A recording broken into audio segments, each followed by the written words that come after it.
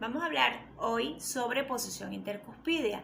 Esta clase es continuación de la clase de sistema dentario que la dividimos en dos partes para que fuera más corta y más comprensible. Si se acuerdan del sistema dentario, habíamos hecho un esquema tipo piramidal y en la base estaba posición intercuspidea, que es el tema que vamos a desarrollar hoy. Mi nombre es Iliana Nazar. ¿Qué es la posición intercuspidea? La posición intercuspidea es aquella posición donde va a haber el mayor número de contactos entre dientes antagonistas, es decir, entre dientes de la arcada superior con dientes de la arcada inferior. Se puede decir que es una relación de máxima intercuspidación. Si ponemos las arcadas en posición intercuspidea, nos vamos a dar cuenta que cada diente de la arcada inferior va a estar en contacto con dos dientes de la arcada superior, el antagonista de su clase y el que está inmediatamente por mesial. Fíjense en la imagen, los que están en la arcada inferior representados con el color fucsia van a estar en contacto con dos dientes de la arcada superior. Empecemos por el primer premolar. Fíjense, el primer premolar está en contacto con el primer premolar superior, que es fucsia con fucsia, y con el canino superior, que es el azul. Si nos vamos al segundo molar, fíjense que está en contacto con el segundo molar superior, que es el que está en fucsia, y el que está inmediatamente mesial es el primer molar superior. Es decir, cada diente de la arcada inferior entra en contacto con dos dientes de la arcada superior. ¿Cuál es la excepción a esta regla? Los incisivos centrales inferiores y los terceros molares superiores, que en la imagen los tienen marcados con el color verde, porque estos solamente van a estar en contacto con su antagonista. Aquí vemos una imagen clínica en donde un paciente está en posición intercuspidea y vemos que se cumple lo que acabamos de hablar, que es donde hay una máxima intercuspidación, donde entran en contacto dientes con la arcada antagonista y donde cada diente inferior va a estar en contacto con dos dientes de la arcada superior, el antagonista de su clase y el que está inmediatamente por mesial, excepto incisivos centrales inferiores y terceros molares superiores.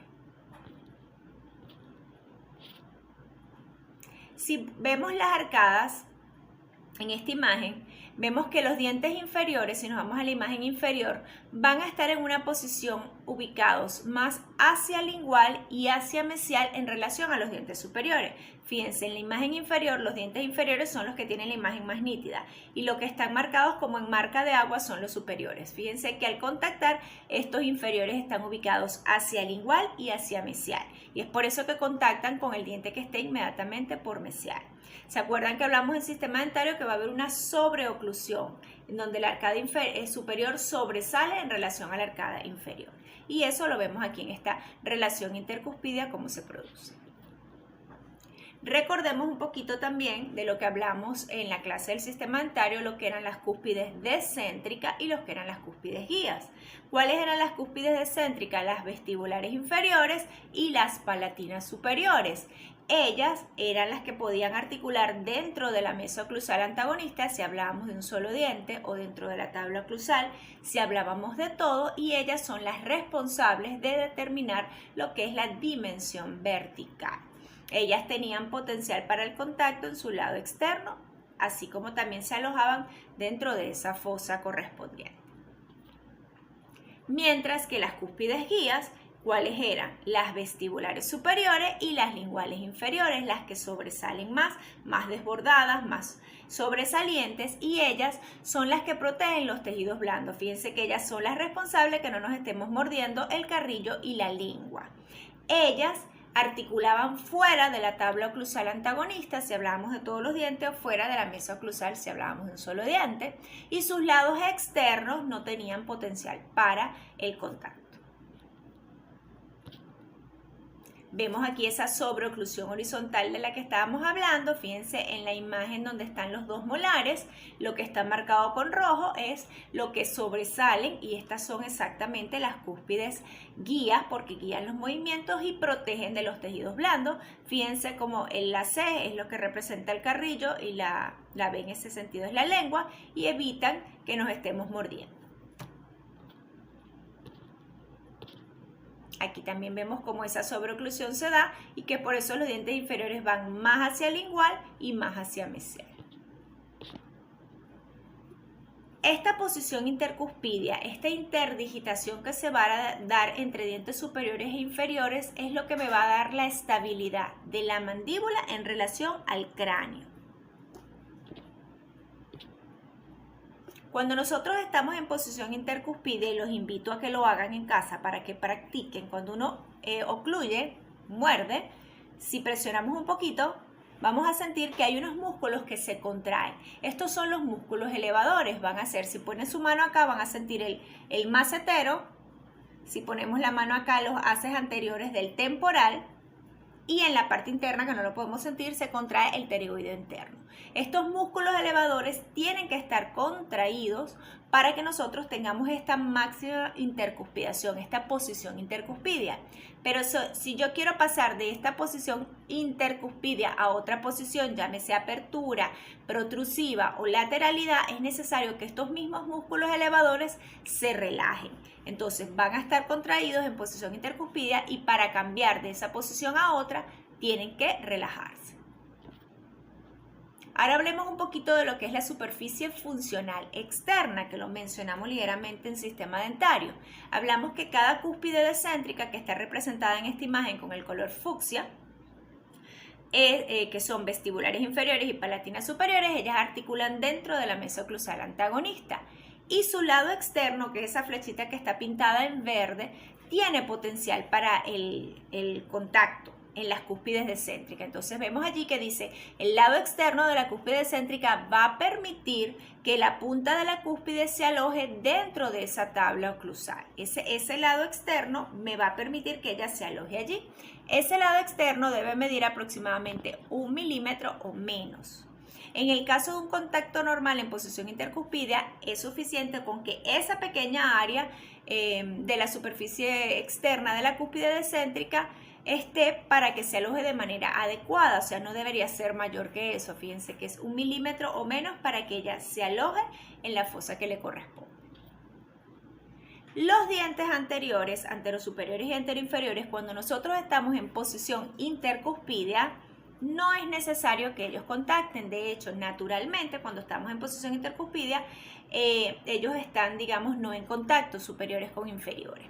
Pero si yo paso de esa posición intercuspidia a algún movimiento como protrusiva, cuando protruyen la mandíbula hacia adelante, o lateralidad, cuando me voy hacia los lados, ellos sí van a tener un contacto, superiores con inferiores. Entonces los invito a que lo hagan para que se ubiquen. Fíjense, en la imagen número 1, estoy en posición intercuspidia, voy a apretar y cuando empiezo a desplazarme a protrusiva hacia adelante, voy a notar que el borde incisal del diente va a estar en contacto con la cara palatina del incisivo central superior. Si yo continúo mi movimiento de protrusiva, va a llegar a un punto en que voy a ubicarme en la imagen número 2, que es el borde a borde, o sea, este. Y si yo continúo la protrusiva, me voy a ubicar en la imagen 3, que es el entrecruzamiento invertido. Cuando desplazo de atrás hacia adelante.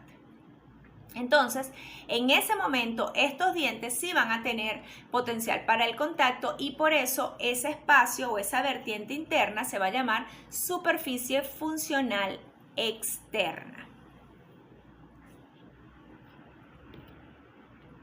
Ahora vamos a hablar un poquito de lo que es la relación de contacto oclusal y bucolingual. Eso lo vamos a entender bien cuando ustedes estén en práctica y lo hagan con sus modelos, que fue lo que le tomaron a sus pacientes. Vamos a agarrar el arcada inferior y vamos a marcar, para que entendamos esta relación de contacto, todas las cúspides vestibulares inferiores, que son cúspides descéntricas.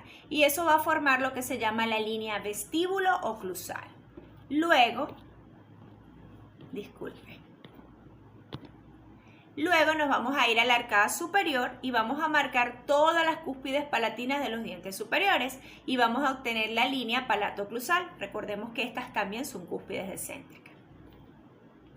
Y luego me voy a ir a la arcada superior e inferior y voy a marcar toda la fosa central y voy a marcar una línea que las una a todas y esa se va a llamar la línea fosa central. Entonces, ¿cómo se van a relacionar las arcadas o cuáles van a ser las normas para que articulen estas arcadas en posición intercuspida? Tenemos que se va a dar en dos fases, digámoslo así. Una en sentido vestíbulo lingual y una en sentido mesiodistal. ¿Qué me dicen las normas en sentido vestibulolingual? La norma A me va a decir, sentido vestibulolingual, la primera norma, que la línea vestíbulo-oclusal del inferior va a articular con la línea fosa central del superior. Ahí vemos la imagen, cúspide descéntrica que se aloja en el área de mantenimiento descéntrica, que son rebordes y fosas. Entonces vemos cómo se va a unir la línea vestíbulo-oclusal del inferior con la línea fosa central del superior. En la regla número 2, que me va a decir que la línea palato-oclusal de los superiores va a articular con la línea fosa central de los inferiores. En relación a las normas de la articulación dentaria en posición intercuspidia, en sentido mesiodistal, vamos a tener que las cúspides descéntricas de los dientes inferiores van a relacionarse con los rebordes marginales de los dientes superiores, que son los puntos, fíjense, ubíquense en la imagen de abajo que está en posición intercuspida, todos los puntos fucsia, es las cúspides vestibulares de los inferiores, que son descéntricas, van a estar en relación con los rebordes marginales de los superiores, que vemos la imagen superior con fucsia, que son los triangulitos. ¿Se acuerdan que hablábamos la clase anterior, que los rebordes marginales cuando los uníamos formaban una especie de rombo, que es lo que ven ahí representado? Entonces, ¿qué me dice la norma número 1 en sentido mesiodistal? Que las cúspides vestibulares de los inferiores van a estar en contacto con los rebordes marginales de los superiores, a excepción de las cúspides distovestibulares de los inferiores, que son los puntos azules, que van a relacionarse con las fosas centrales de los superiores, que son los puntos azules que ven en la imagen superior. Entonces, todos los dientes inferiores se relacionan con los rebordes marginales de los superiores, excepto las cúspides distovestibulares, porque ellas se relacionan con la fosa central de los molares.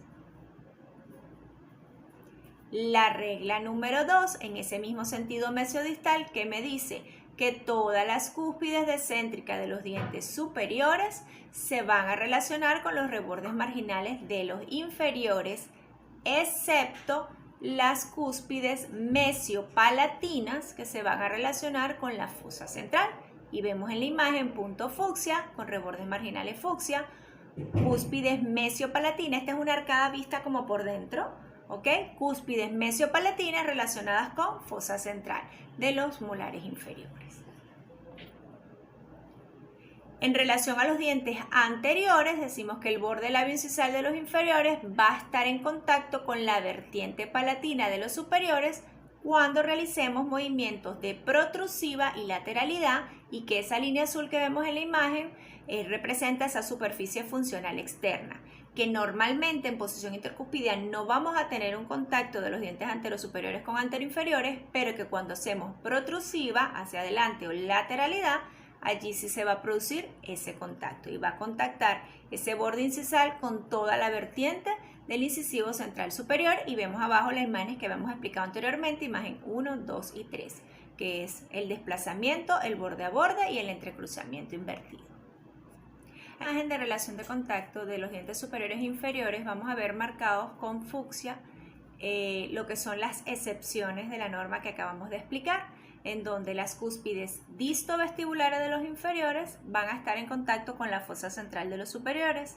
Vemos del lado derecho punto fucsia con puntos azules, y las distopalatinas de los superiores del lado izquierdo van a estar en contacto con los fosas centrales de los molares inferiores. Entonces ahí vemos marcadas las excepciones que acabamos de hablar. Ahora hablemos un poquito de lo que son los contactos interoclusales. Los contactos interoclusales que se producen cuando estamos en posición intercuspidia son los responsables de detener el cierre mandibular, ¿ok? Ellos detienen el cierre cuando hacemos esta posición intercuspidia y van a equilibrar las fuerzas para prevenir movimientos hacia mesial, distal, vestibular y lingual de los dientes posteriores. Se recuerdan que hablamos en sistema dentario de lo que los dientes siempre tendrían a irse hacia la línea media, que eso se llamaba movimiento mesial fisiológico, y que si perdíamos un diente, el que esté posterior a él inmediatamente se iba a inclinar hacia adelante. Y que incluso hablamos un poquito que así manejaban los ortodoncistas los movimientos, en donde el lado mesial iba a ser siempre el lado de presión, hacia donde los dientes tienden a irse hacia la línea media, y que allí las fibras periodontales iban a estar contraídas, mientras que del lado distal iba a ser el lado de tensión, donde las fibras periodontales iban a estar más distendidas, y que por eso el hueso inteligentemente del lado mesial se reabsorbía y del lado distal había aposición ósea para que esas fibras periodontales no estuvieran ni tan contraídas ni tan distendidas. Entonces ese era el movimiento mesial fisiológico que lo explicamos bastante bien en la clase anterior. El componente anterior de fuerza es ese movimiento fisiológico normal o esa tendencia migratoria de los dientes a ir hacia mesial. Estos contactos interoclusales van a ser los responsables, ¿verdad?, de neutralizar esas fuerzas, no solo en un diente, sino en todo el sistema náctico. Estos contactos interoclusales van a tener tres características. Una, ellos se van a ubicar en las elevaciones, pero nunca en el vértice de esa cúspide. Dos, el contacto va a ser solo un punto y no una superficie. Y tres, todos los contactos se deben producir de forma simultánea. Ellos se van a clasificar en los que dan estabilidad mesiodistal y los que van a dar estabilidad vestíbulo-lingual. Dentro de los que dan estabilidad mesiodistal vamos a tener los paradores o mantenedores de cierre y los estabilizadores. Y mientras que los que van a dar estabilidad vestíbulo-lingual van a ser el contacto A, B y C. Vamos a explicar las funciones y sus características. Tenemos los paradores de cierre, van a tener con su función, como el nombre lo dice, parador de cierre va a detener el cierre mandibular cuando estemos en relación o en posición intercuspidea o en relación céntrica con el maxilar.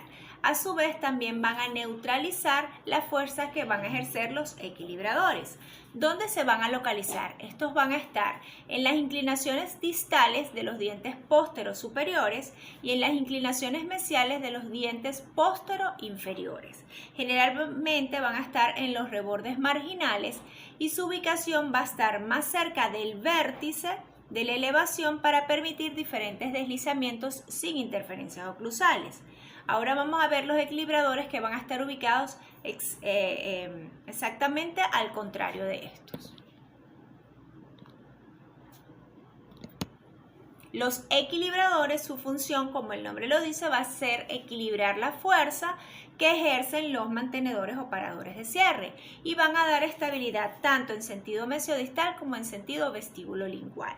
¿Dónde van a localizarse eso? Como les comenté, justo al contrario de los paradores de cierre. Estos van a estar en las inclinaciones mesiales de los dientes pósteros superiores y en las inclinaciones distales de los pósteros inferiores. Estos van a estar más en los rebordes triangulares, centrales y suplementarios, y estos van a estar más cerca del declive de la elevación y también pueden estar en las crestas. Aquí vamos a ver en esta imagen de los contactos interoclusales. Vamos a ver la imagen, que son los equilibradores, van a ser los puntos fucsia, los paradores van a ser los punticos azules y la X verde es la que representa la cúspide descéntrica. Entonces, unos van a estar ubicados más en los rebordes marginales, mientras que el equilibrador va a estar más en los rebordes triangulares. Los paradores van a estar más cerca del vértice de la elevación, mientras que el equilibrador va a estar más cerca del declive, y uno más en las inclinaciones mesiales de los pósteros inferiores, mientras que los otros va a estar en las inclinaciones distales de los pósteros superiores. Estos paradores de cierres y mantenedores de cierre, ¿verdad?, van a ejercer una fuerza que va a ser como estas dos flechas. Deben ser iguales, pero van a ser opuestas entre sí. Los contactos interoclusales, vamos a ver que es el contacto, lo que era en sentido vestíbulo-lingual, que es el contacto A, B y C. Vamos a explicar cada uno. El contacto A es el que se va a producir entre una cúspide descéntrica, que es el que vemos representado con la línea fucsia, y una cúspide descéntrica inferior y una cúspide guía superior. Este puede ser un mantenedor de cierre o puede ser también un estabilizador. El contacto B es el que se va a producir entre una cúspide descéntrica inferior y una cúspide descéntrica superior. Este es muy importante porque este siempre va a ser un estabilizador y es el responsable de la descomposición de la fuerza. Él es el que nos asegura el engranaje. Si este contacto B se pierde, entonces inmediatamente al paciente se le va a cruzar la mordida, porque este enganche que va a haber entre cúspide descéntrica superior e inferior es el que va a dar la estabilidad en esa oclusión. Entonces, él siempre debe estar presente. Y el contacto C es el que se va a producir entre una cúspide guía inferior y una cúspide céntrica superior, que lo hemos representado con la línea fucsia. Él también puede ser, al igual que el contacto A, puede ser mantenedor de cierre o puede ser un estabilizador. Ahora hablemos un poquito de lo que es el tripoidismo. ¿Qué es el tripoidismo? De 3, como su nombre lo dice. Es la forma ideal de mantener estabilidad. Se dice que cada cúspide debería tener 3 puntos de contacto para tener esa estabilidad. No quiere decir que todas lo tengan, pero lo ideal es que cada molar o premolar tenga 3 puntos de contacto para mantener esa estabilidad en sentido vestíbulo-lingual y en sentido mesiodistal, cuando una cúspide descansa sobre su fosa. Entonces ahí lo podemos ver, todo molar o premolar va a tener mínimo 3 contactos para esa estabilidad mesiodistal y vestíbulo lingual. Y por eso es que también esto se relaciona con, lo hablamos al inicio, que cada diente inferior se relaciona con 2 dientes de la arcada superior.